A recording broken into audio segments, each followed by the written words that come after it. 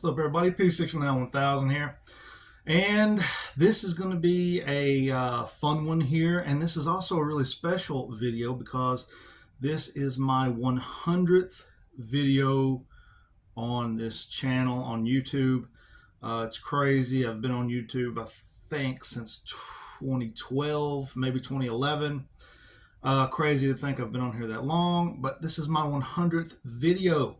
So we're going to be doing a video on ghost cats from around the nation.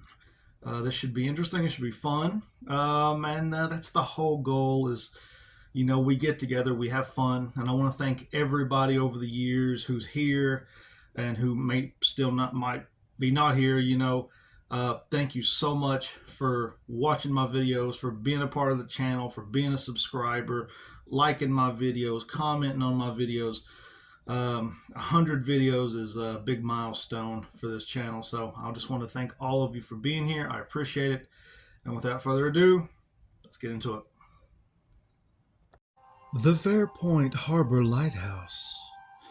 Known as the lighthouse that shone for 100 years, the Fairpoint Lighthouse was in operation from 1825 to 1925. Many locals have ghost stories, but the Fairpoint Harbor Lighthouse in Fairpoint Harbor, Ohio, has one of the spookiest tales. In 1871, Mary Babcock lived with her husband, Captain Joseph Babcock, in the Fairpoint Harbor Lighthouse. The life of a lighthouse keeper was not easy, and the family tragically lost their 5-year-old son to a disease. Shortly after, Mary became bedridden, so her husband brought her cats to keep her company. Her favorite, an old gray cat called Sentinel, slept by her side until the end. After she passed, the other cats left the lighthouse, but not Sentinel. He stayed at his home until his own mysterious death. Years later, a caretaker began living upstairs in Mary's former quarters. She reported numerous sightings of a mysterious gray cat. It would scatter across the floor near the kitchen like it was playing.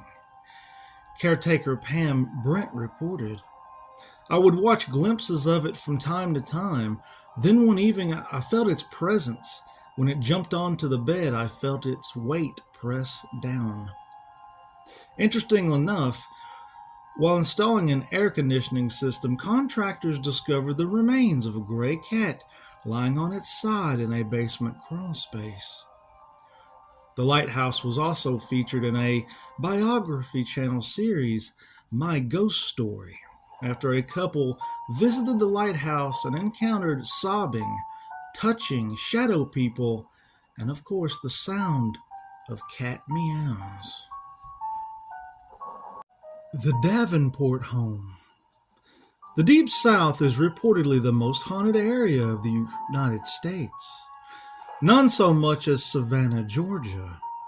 So it's no wonder that ghost cats would appear here.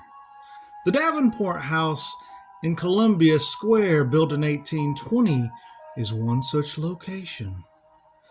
It's reported that many spirits haunt this home, including a mysterious black cat. Visitors are greeted by the ghostly feline as it sits regularly in a window, and often catch glimpses of a dark shadow darting through the halls between rooms. Its Federal-style architecture, built by the famed but very mysterious New Englander Isaiah Davenport, makes the perfect backdrop for a cat haunting. The backstory of the cat is not really known. What we do know is that in the early 1800s, Isaiah married Miss Sarah Rosamond Clark, and together they had 10 children, but only 6 of them survived into adulthood. After Isaiah died at the young age of only 47, his wife sold the home to the Bernard family, who turned it into a boarding house. No one seems to know where the black cat came from or who she belonged to, but we can assume that at least one of the children likely had a cat that they loved very much. The Ghost Cat of the Mile High Inn. The Mile High Inn, located in Jerome, Arizona, was originally built in 1899. Madam Jenny Banters, who eventually became one of the richest women in Arizona, purchased the property to use as a bordello. Sadly, Jenny lost her life in the late 40s when the Jerome became more civilized, and she was forced to move her business away from the main street. Eventually, the bordello became a charming inn that even today caters to tourists. Many spirits make an appearance in this quaint inn, including a spectral feline who walks the halls and leaves footprints on beds. The cat appears so real that guests have tried to pick up the spirit, but alas, the cat disappears before they can touch it. The cat reportedly belonged to Madam Jenny, who also haunts the establishment and is known for her quick temper and flying objects when things are not kept in place. If you're ever in Arizona, be sure to swing by this charming ghost town and stay a night at the inn. You're sure to see spirits from long ago. Jerome Grand Hotel. The sturdy building, built to withstand a 130-ton dynamite blast, began as a hospital in 1927 to serve those who worked in the United Verde copper mine.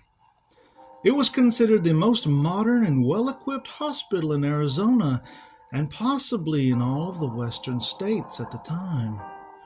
The 30,000-foot, 5-level building is an architectural wonder, and it was created by pouring reinforced concrete and was constructed on a 50-degree slope perched atop Cleopatra Mountain.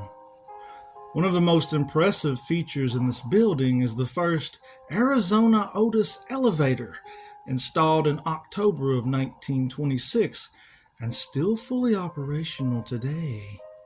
It still provides service to all 5 levels of the hotel.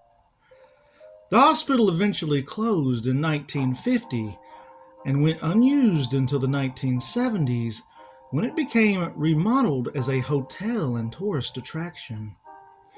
Sightings of ghosts and hauntings are commonplace here, from children singing to former patients wandering the halls. Guests report a ghost cat living on the 3rd floor that jumps onto the bed and walks around at night, perhaps absorbing the heat from guests. Some guests who have stayed in room 26 report a gray cat under a bed. Room 26 was at one time a room used for x-rays. A guest reported this terrifying encounter while staying at the hotel. Quote, "Upon arrival, all was quiet. We took pictures, and we had the occasional orb or two in each picture. Further inspection of the photos revealed a gray cat under one of the beds. That is when our frightening night began.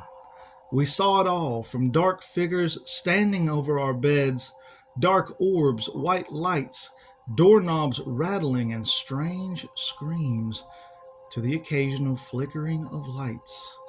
Unquote. The Columbia House in Cape May, New Jersey, is one of the best summer destinations for Northeasterners. It's also one of the most haunted locations. Cape May in New Jersey plays host to many spirits, including a ghost cat who loves to curl up with guests at night.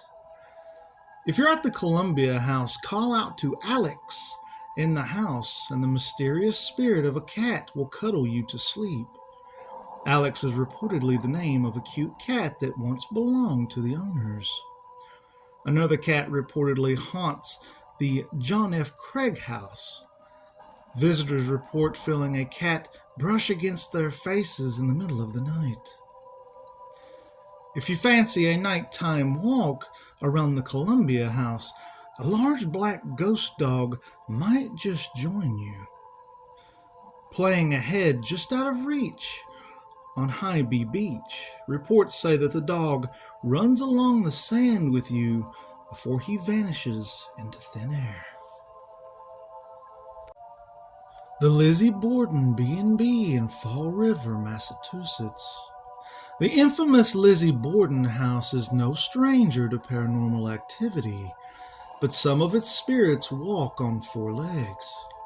Guests staying in the second and third floor bedrooms have reported hearing disembodied meows echoing through the halls, despite no living cat being present. Others have felt the unmistakable sensation of a cat brushing against their legs or curling up at the floor of the bed, only to find nothing is there. Whether a remnant of a long-lost pet or something stranger, this ghost cat seems to have made the Bordon house its eternal home. The Crescent Hotel in Eureka Springs, Arkansas. The Crescent Hotel is home to many spirits, but few are as beloved as Morris, the hotel's former guardian cat. Though he passed away years ago, a tribute to him still hangs under his picture in the lobby. Guests still report feeling a cat brushing against their legs, especially near his tribute. Paranormal investigators have even captured the sound of a gentle purr on audio recordings. Whether he's making his rounds or simply enjoying his forever home, Morris proves that at America's most haunted hotel, not all ghosts walk on two legs. The Tokan Hotel in Washington. Washington's oldest hotel has no shortage of ghostly tales, and among its spectral residents is an unseen furry companion. Guests at the Tokan Hotel often report the sensation of a cat jumping onto their bed and walking around their feet, except no living cat is anywhere to be found. Whether a lingering spirit from the hotel's past or something drawn to its historic charm, this ghostly cat ensures that visitors never truly sleep alone. Marriott Plaza in San Antonio, Texas. Among the many spirits who are said to haunt the Marriott Plaza in San Antonio, one of the most unsettling is the Lady, a grieving widow who, legend says, took her own life along with that of her beloved cat. Though she is often seen wandering around the grounds in a flowing white gown, those who encounter her say that she is never alone. Guests and staff have reported seeing the spectral figure cradling a cat in her arms, gently stroking its head. Others have witnessed unexplained activity, like lights flickering or drawers opening on their own, as if an unseen presence still lingers there. Whether in the basement's employee-only areas, the upper floors, or the shadowy garden, the Lady and her ghostly cat remind visitors that some bonds are never broken, not even in death. Fort McAllister in Savannah, Georgia. During the Civil War, Fort McAllister's defenders found comfort in a coal-black cat that they named Tomcat, their fearless Confederate mascot. He dodged musket fire and cannon blasts, but unfortunately his luck ran out in 1863 when he fell in battle. The cat was buried with full Confederate military honors. The war ended long ago, but visitors still see a black cat dart along the ramparts or linger in the bomb-proof rooms. Some feel the brush of an unseen feline against their legs. Park staff insists no living cats reside there, but many wonder if Tomcat still stands his Confederate ground, forever loyal to his post. The Cumberland University Library in Lebanon, Tennessee. Libraries often hold spirits of the past, and Cumberland University Library has one of the most elusive. Library Director John Binnall saw a phantom cat glide silently across the floor before vanishing behind a stack of boxes. The spooky visitor had no visible legs or paws and moved smoothly through the air, untethered to the ground. Many students also report seeing a ghostly feline while they are attempting to study or research on their laptops in the library. They will look from the corner of their eyes, swearing a cat is sitting on one of the library tables staring at them. However, when they look over to capture it, it has disappeared. The historic Cavalier Hotel and Beach Club in Virginia Beach, Virginia. Among the many spirits lingering at the historic Cavalier Hotel, one of the most heartbreaking is that of a little girl and the cat that she lost. Legend says the girl drowned while trying to save her feline companion after it fell into the pool, and now in death they both continue to search for each other. Guests and staff have heard phantom meows and scratching at doors, while ghostly paw prints mysteriously appear on the back of the staircase. Some have even seen a spectral cat slip soundlessly through walls. The hotel honors this lingering presence with a drink aptly named the Ghost Cat, in a tribute to one of its most enduring spirits. All right. P69 1000 here, and I hope you enjoyed that video that we just did on ghostly cats. Thought that would be something fun, something a little different.